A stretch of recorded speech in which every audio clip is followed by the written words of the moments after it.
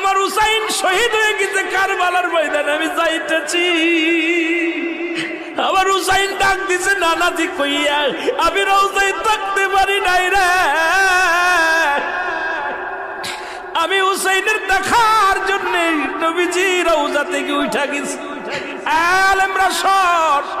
ইবনে আব্বাস বলে আমি স্বপ্নের মধ্যে দেখেছিলাম আমার রাসূল ডাকতে বলে মক্কা মদিনার মানুষেরা রে আর ঘুমাস না, আর তোরা ঘরের মধ্যে থাকিস না। আমি নবী রওজায় ঘুমাইতে পারি নাই, কান্না সহ্য করতে পারি নাই। ওদিন আমিও ফাতেমার নদীও না আমি সহ্য করতে পারি। আমার হুসাইন যখন ডাক দিয়েছিল না নাজিয়া মুহাম্মাদ মুহাম্মাদান কই যেদিন ডাক দিয়েছিল রে, সেদিন আমি নবী রওজা থেকে পাগলের মতো উঠে কারবালা পর্যন্ত চলে গিয়েছিলাম।